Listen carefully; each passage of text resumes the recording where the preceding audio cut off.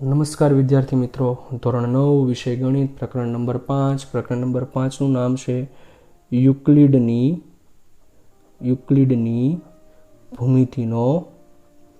ભૂમિતિનો પરિચય. વિદ્યાર્થી મિત્રો, આખું ચેપ્ટર છે થિયોરેટિકલ છે અને થોડુંક વ્યવસ્થિત ધ્યાન આપો એટલે લગભગ આ ચેપ્ટરની અંદર કોઈ પણ પ્રકારનો પ્રોબ્લેમ્સ નહીં આવે. બહુ સરળતાથી સમજી શકાય એવું ચેપ્ટર છે. ચોપડીની અંદર બહુ ઝાઝી બધી થિયરી આપેલી છે, પણ આપણે જેટલી થિયરીની જરૂર છે અને જેટલી થિયરીનો આપણે ઉપયોગમાં લઈ શકીએ એટલી થિયરીનો જ આપણે ઉપયોગ કરીશું. બધી થિયરીનું આપણે કામ નથી. હવે ભૂમિતિ શબ્દ છે, આની અંદરથી પૂછાય શું, તો આપણે સીધી એની જ ચર્ચા કરશું. બહુ ડીપની અંદર ડિવિંગમાં છે. અને ભૂમિતિ શબ્દ એટલે આપણે ખબર છે કે ભૂમિતિનો ઉપયોગ શું અને ક્યાંથી આવ્યો હશે અને બધું હમણાં તમને ધીમે ધીમે સ્ટેપ બાય સ્ટેપ આગળ વધીએ ત્યારે આપણે જોતા જઈએ. તો ભૂમિતિ જે શબ્દ છે એ અંગ્રેજી શબ્દ ભૂમિતિને આપણે ઇંગ્લિશમાં નામ આપીએ તો ભૂમિતિને શું બોલીએ આપણે કે જીઓમેટ્રી શબ્દથી આપણે એને સંબોધીએ, જીઓમેટ્રી. બરાબર. હવે જીઓમેટ્રી છે આ કયો શબ્દ છે? અંગ્રેજી શબ્દ છે. કયો છે? અંગ્રેજી શબ્દ. પણ મેં જે શબ્દ વાપર્યો છે જીઓમેટ્રી અંગ્રેજી શબ્દ છે, પણ જીઓમેટ્રી બનાવવામાં બે શબ્દનો ઉપયોગ થયો. પહેલો શબ્દ કયો છે? જીઓ. અને બીજો શબ્દ કયો છે? મેટ્રેન. METREIN, મેટ્રેન આ શબ્દ છે. આ બંને શબ્દ કઈ ભાષાના છે? તો કે ગ્રીક ભાષાના શબ્દ છે. કઈ ભાષાના? ગ્રીક ભાષાના શબ્દ છે. યાદ રાખજો, ભૂમિતિ શબ્દ કઈ બે ગ્રીક ભાષાથી બન્યો? તો કે જીઓ અને મેટ્રેન. ભૂમિતિ શબ્દ છે એ જીઓમેટ્રી શબ્દ છે એ કઈ ભાષાનો શબ્દ છે? તો કે જીઓમેટ્રી છે એ અંગ્રેજી ભાષાનો શબ્દ છે. જો બહુ સ્પષ્ટતાથી બોલું છું, યાદ રાખજો, જીઓમેટ્રી શબ્દ એ અંગ્રેજી ભાષાનો શબ્દ છે. જીઓમેટ્રી શબ્દ એ અંગ્રેજી ભાષાનો શબ્દ છે. પણ આ જીઓમેટ્રી જે બે શબ્દથી બની એ બે શબ્દ કઈ ભાષાના છે? ગ્રીક ભાષાના છે. હવે આ બે શબ્દનો અર્થ શું? તો કે જીઓ કયો? તો કે જીઓનો મતલબ ધીરુભાઈ અંબાણીવાળો નહીં ભાઈ. જીઓનો મતલબ થાય પૃથ્વી. અર્થ શું થાય? જીઓમેટ્રીમાં જીઓનો અર્થ શું થાય? અર્થ થાય પૃથ્વી અથવા તો ધરતી અથવા તો ભૂ. ભૂ એટલે જમીન જ થઈ. જમીન પણ શબ્દ આનો ઉપયોગ કરી શકો, પૃથ્વી અથવા તો આને જમીન પણ કહી શકો. ખ્યાલ આવે છે? હવે શબ્દ આવ્યો મેટ્રેન. METREIN, મેટ્રેન. મેટ્રેન શબ્દ છે એ કઈ બી ભાષા? મેટ્રેન છે એ ગ્રીક ભાષાનો શબ્દ, પણ એનો અર્થ શું થાય? માપ અથવા તો માપન અને મિતિ પણ કહી શકાય. ખ્યાલ આવી ગયો? તો આવી રીતે આપણે શબ્દ કયો વાપરો? ભૂમિતિ, કે જમીનનું માપન.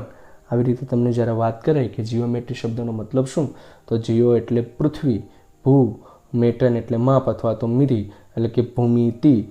જીઓમેટ્રીનો મતલબ થયો ધરતી અથવા તો પૃથ્વી અથવા તો જમીનનું માપન કરવું, એને શું કહેવાય? જીઓમેટ્રી કહેવાય. હવે જીઓમેટ્રી છે એ જીઓમેટ્રીની પ્રણેતા કોણ છે, એની શોધ સંશોધન ક્યાંથી થયું, આ બધી વસ્તુ આપણે ભણવાની છે. હવે તમને બહુ ઝાઝા ટાઈમથી તમને ખબર છે ઇજિપ્તના પિરામિડો પણ તમે લગભગ બધા વિદ્યાર્થી મિત્રોએ જોયા હશે. ઇજિપ્તના પિરામિડો જોવો છો એનો પણ તમને ખ્યાલ છે બધા કેવા આકારના દેખાય? ત્રિકોણ આકારના દેખાય. તો એ બાંધ્યા કેમ હશે? આપને આવો ક્યારેય પ્રશ્ન થવો જોઈએ ને, પણ નથી થતો કેમ કે આપણે બધા હોશિયાર છીએ. તો કે ઇજિપ્તના જે આખું ચેપ્ટરની થિયરી હું તમને શીખવાડું છું એ પણ શીખવાની અને ચોપડીમાંથી પણ વાંચી લેવાની. ચોપડીમાંથી પણ પૂછાઈ શકે એવું નથી કે ન પૂછાય. ચોપડીમાંથી થિયરી છે એના લગભગ બધા પોર્શન ક્લિયર થઈ જશે, પણ છતાંય ચોપડીની થિયરીને વાંચતું રહેવું.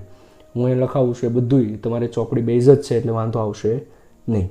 હવે વિચારો કે આપણા જે ઇજિપ્તના પિરામિડો છે, કેની વાત આવી? ઇજિપ્તના પિરામિડો.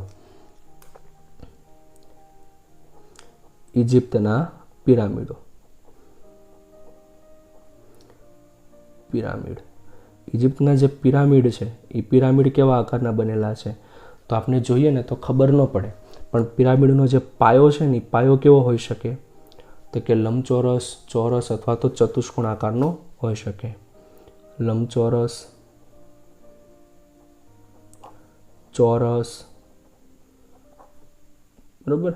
આવા કોઈ પણ પ્રકારના કોઈ પણ ચતુષ્કોણ આકાર હોઈ શકે, કોઈ પણ ચતુષ્કોણ આકારનો હોઈ શકે, કોઈ પણ ચતુષ્કોણ આકારનો હોઈ શકે. કેવો? કોઈ પણ ચતુષ્કોણ. આ યાદ રાખજો. રેડી? લંબચોરસ, ચોરસ કે કોઈ પણ ચતુષ્કોણ આકાર છે એ પિરામિડનો પાયો હોઈ શકે. હવે પિરામિડની દિવાલો જે છે, દિવાલો બધી છે એ દિવાલો આપણે કેવા આકારની દેખાય છે? દિવાલો તો કે દિવાલો બધી ત્રિકોણાકાર દેખાય છે. કેવી દેખાય છે? ત્રિકોણાકાર. ત્રિકોણાકાર. અને આપણે બધી દિવાલો એક બિંદુમાંથી ઉદ્ભવ થતી હોય એવું લાગે. તો આ ઇજિપ્તના પિરામિડનો પાયો અને દિવાલો ત્રિકોણાકાર છે, એના ચોરસ અથવા લંબચોરસ પાયા ઉપર આખું ત્રાંસું પિરામિડ ઊભું કરવું, આ બધી વસ્તુઓ, બધી ટેકનોલોજી કેની છે? તો કે ઇજિપ્તવાળાએ કંઈક બનાવ્યું હશે, તો એણે કંઈક તો વિચાર્યું હશે ને કે આવી રીતે બનાવી શકાય. એને હાલો બનાવી દીધું. ના ભાઈ, એમ ન બને ને ભાઈ. પિરામિડ એમ થોડું બને. પિરામિડ બનાવવા માટે વિચારવું પડે, શીખવું પડે, જાણવું પડે, એના આકારોનો શેપ લેવો, કેટલું ઊંચું લઈ જવું, કઈ રીતે દિવાલોને ત્રાંસી આપવી, કેટલો ઢાળ આપવો, આ બધું શીખવું પડે. તો આ બધામાં કોણ છે? ભૂમિતિ છે. તેનો મતલબ કે ઇજિપ્તમાં ભૂમિતિ તો હશે જ. ખાલી ઇજિપ્તની વાત નથી ભાઈ, આપણા રામાયણની અંદર પણ ભૂમિતિ છે. રામાયણની અંદરના મહેલો છે, એના મકાનો છે, એના ભુવનો છે, એ બાંધકામના ઉલ્લેખો આપણા ગ્રંથની અંદર મળે છે જોવા. એનો મતલબ કે એ સમયે ભૂમિતિ તો હશે જ. ક્યાંક તો ભૂમિતિ ક્યાંક તો હશે જ. એટલે બધી જ આખા વિશ્વમાં જ્યાં જ્યાં જગ્યા ઉપર નદી કાંઠે જેટલી સંસ્કૃતિઓનો વિકાસ થયો છે, એ બધી સંસ્કૃતિઓએ પોતપોતાની ભૂમિતિઓ અલગ અલગ રીતે વિકસાવેલી છે. તો હવે અહીંયાથી વાત કરવાની છે, ઇજિપ્તની વાત થઈ. તો કે આપને ઈસવીસન પૂર્વે કેટલા? 3000 વર્ષ પહેલાં. ઈસવીસન પૂર્વે 3000 વર્ષ પહેલાં કઈ સંસ્કૃતિ? તો કે સિંધુ ખીણની સંસ્કૃતિ. સિંધુ ખીણની સંસ્કૃતિમાં ઈંટનો આકાર કેવો રાખવામાં આવતો? સિંધુ ખીણની સંસ્કૃતિમાં મળતા અવશેષોના, સિંધુ ખીણની સંસ્કૃતિના મળતા અવશેષોમાં ઈંટનો આકાર કેવો જોવા મળે છે? ઈંટનો આકાર તો કે 4:2:1 પ્રમાણનો જોવા મળે. પ્રમાણમાં જોવા મળે છે. તો કે સિંધુ ખીણની સંસ્કૃતિ ઈસવીસન પૂર્વે 3000 વર્ષ પહેલાં, મૂવી જોઈ લેજો મહેન્જો-દારોની અંદર જે સંસ્કૃતિ દેખાડેલી છે એ કલ્પનાતીત સંસ્કૃતિ છે કે સિંધુ ખીણના સમયમાં આવી સંસ્કૃતિ અસ્તિત્વ ધરાવતી હશે. એની કલ્પના કરેલી સંસ્કૃતિ છે. હવે વિચારજો, એ કલ્પના કરેલી સંસ્કૃતિમાં એના અવશેષો આપને અત્યારે મળે છે. અને અવશેષો જ્યારે તમે જોવા જાઓ, લોથલ છે, ધોળાવીરા છે, આ બધું તમે એ બાજુ જોવા જશો, જ્યારે કચ્છની એ બાજુ સુરેન્દ્રનગર સાઈડ એના અવશેષો મળે છે. સિંધુની ખીણની સંસ્કૃતિમાં પંજાબ સાઈડ એના જ્યારે અવશેષો મળે છે, એ અવશેષો જ્યારે જોશો ને ત્યારે એના શેપ, એની ઈંટોના આકાર, આ બધું પુરાતત્વવિદોએ બધી ગણતરીઓ કરીને પછી નક્કી કર્યું કે એ સમયમાં એની ઈંટોના આકાર કેવા હશે? 4:2:1 પ્રમાણમાં રાખવામાં આવેલા હતા. લંબાઈ, પહોળાઈ અને ઊંચાઈનો ગુણોત્તર તમને આપેલો છે. એનું માપ નથી આપ્યું, એનો શું આપેલો છે આપને? ફક્ત ને ફક્ત ગુણોત્તર આપેલો છે કે આ ગુણોત્તર એ સમયની અંદર રાખેલો હશે. હવે પ્રાચીન સંસ્કૃતિની બધી વાત કરી દઈએ સ્ટેપ બાય સ્ટેપ. તો કે ઈસવીસન પૂર્વે 800 થી 500 વર્ષમાં, ઈસવીસન પૂર્વે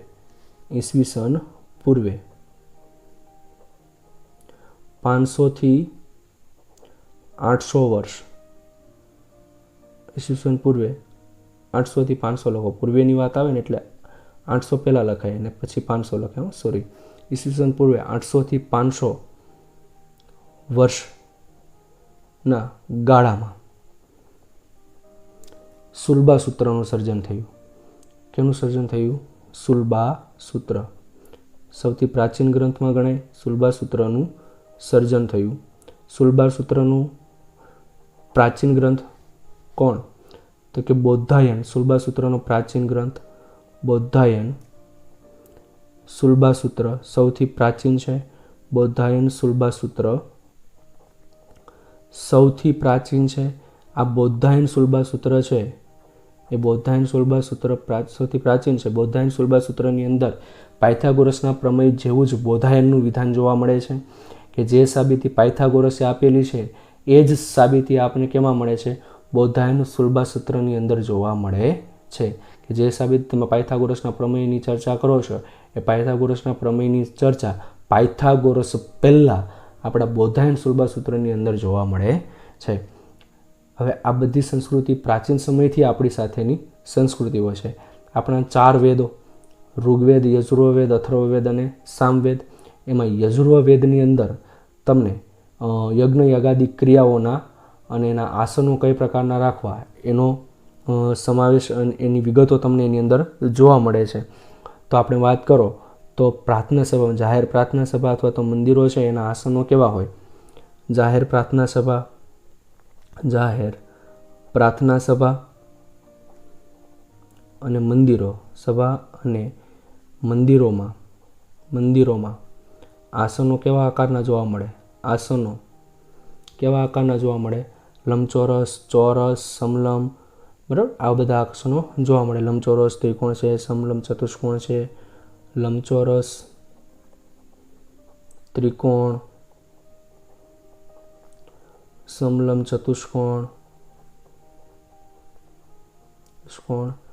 વગેરે આકારે જોવા મળે છે. આ બધા આસનોના આકારો જોવા મળે. યજ્ઞ યગાદિ ક્રિયાઓ છે, તો આપણા યજ્ઞના હવન કુંડો છે, એનો આકાર બોક્સ બનાવું છું, બોક્સ લખવાનું નહીં. ગમે ત્યારે બોક્સ બનાવું તો યાદ રાખજો, લખતા નહીં.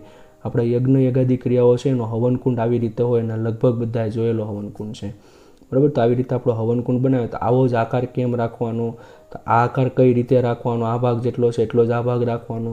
આ બધી ભૂમિતિ છે. આ બધી ભૂમિતિ આપણી પ્રાચીન ભૂમિતિ પણ આપણે જોવા મળે છે. આપણા ગ્રંથોની અંદર આ બધાનો ઉલ્લેખ જોવા મળે છે. હવે વાત કરી દઉં અથર્વવેદમાં. અથર્વવેદની અંદર કોણ આવે? શ્રીયંત્ર. અથર્વવેદમાં કોણ આવે? શ્રીયંત્ર. શ્રીયંત્ર તમે બધાએ જોયેલું યંત્ર છે. કયું યંત્ર છે? શ્રીયંત્ર. કેનું બનેલું છે? તો કે શ્રીયંત્ર શું છે? તો કે શ્રીયંત્ર 9 સમદ્વિભુજ ત્રિકોણોને ગૂંથાયેલ આકૃતિ છે. આ 9 સમદ્વિભુજ ત્રિકોણોની ગૂંથાયેલ આકૃતિ છે. તો 9 સમદ્વિભુજ ત્રિકોણોને એકબીજા સાથે જોડવાથી ગૂંથાયેલી આકૃતિ છે. એ આકૃતિને આપણે શ્રીયંત્ર કહીએ છીએ. આની અંદર કેટલા ઉપત્રિકોણ જોવા મળે? તો કે આ આકૃતિમાં 43 ઉપત્રિકોણ જોવા મળે. કેટલા? 43 ઉપત્રિકોણ જોવા મળે. તો કે પાછો પ્રશ્ન થાય, આ હોય ક્યાં? શ્રીયંત્ર આપણા તમારા બધાના ઘરની અંદર મંદિરની અંદર રાખેલું હોય છે. તમારા મમ્મી પપ્પા કોઈ હોય તો એને પૂછજો કે આપણા ઘરની અંદર શ્રીયંત્ર છે? તો તમારા મમ્મી પપ્પા એમ કહેશે કે નહીં. પછી એમ કહેવાનું, મમ્મી લક્ષ્મી યંત્ર છે? તો કે હા, એ તો છે ને. શ્રી કહેતા લક્ષ્મી યંત્ર તમે જ્યારે ધ્યાનથી નિરખીને જોશો તો એની અંદર 9 સમદ્વિભુજ ત્રિકોણો જોવા મળશે, એકબીજા સાથે ગૂંથાયેલા. અને કેટલા ઉપત્રિકોણ દેખાશે? એની અંદર તમને ટોટલ 43 ઉપત્રિકોણો જોવા મળશે. હવે આપણે આગળ વાત કરીએ. 43 ઉપત્રિકોણ જોવા મળશે. હવે તાળની ભૂમિતિ, તાળના પત્ર ઉપર, એટલે કે પહેલાંના સમયની અંદર શું કરતા? તો કે આ બધી ભૂમિતિઓ એકબીજા દેશમાંથી એકબીજા દેશમાં પહોંચી કઈ રીતે હશે? તો કે એકબીજા દેશમાંથી એકબીજા દેશમાં કંઈક એવી રીતે પહોંચી હશે કે પહેલાંના સમયની અંદર જે બધું હતું તો એ તાળપત્રની અંદર, કેમ કે પરિવહન એટલું બધું હતું ને, એક જગ્યાએથી બીજી જગ્યાએ જવા માટે વર્ષો લાગતા. તો એ બધા શું કરતા? દરિયાનો ઉપયોગ કરતા. કાચની બોટલ લે, કાચની બોટલમાં 2 બાજુની અંદર બૂચથી ઢાંકીને, લખાણ બધું છે કાચની બોટલની અંદર પેક કરીને 2 બાજુથી બૂચથી ઢાંકીને એને દરિયામાં ફેંકી દે. એટલે દરિયો એને ફંગોળતો કોઈ એક પ્રદેશમાંથી બીજા પ્રદેશમાં લઈ જાય. અને બીજા પ્રદેશમાં જેવું પહોંચે ત્યાં ભાઈ સાહેબ હોય કોઈ ખોલે ને જોવે કે આમાં લખાણ છે. પછી એ ભાષાઓ જાણતો હોય ને સાધુ પાસે દોડતા જાય, સાધુજી અમને આ મેળ્યું છે. એ વાંચે એટલે ખબર પડે, લે આ તો ભૂમિતિ છે. આવી રીતે ભૂમિતિનો ફેલાવો થયો હોય એવું માનવામાં આવે છે. એક પ્રદેશમાંથી બીજા પ્રદેશની અંદર ભૂમિતિઓ પસાર થઈ હોય. બધી સંસ્કૃતિની ભૂમિતિ માનવાની વાત કેવી છે? અલગ અલગ છે. કે ભારત, ઇજિપ્ત, આ બધા પ્રદેશો કેવા છે કે એ લોકો ભૂમિતિના કથન ઉપર વિશ્વાસ રાખતા, ભૂમિતિનું જે વિધાન છે એના ઉપર વિશ્વાસ રાખતા. પણ તાર્કિક દલીલોની રજૂઆત કરવામાં કોણ આવ્યું? ગ્રીકથી તાર્કિક દલીલોની રજૂઆત થઈ. ગ્રીકે શરૂઆત કરી તાર્કિક દલીલોની રજૂઆત કરવાની. અહીંયા સુધી તમે સમજજો કે ગ્રીકે શેની રજૂઆત કરી? તાર્કિક દલીલોની રજૂઆત કરવાની શરૂઆત ગ્રીકે કરી. હવે પછીથી આપણે સમજવાનું છે ગ્રીક પછી યુક્લિડ પછી આપણે ભૂમિતિની અંદર થોડુંક વિસ્તારથી જોશું.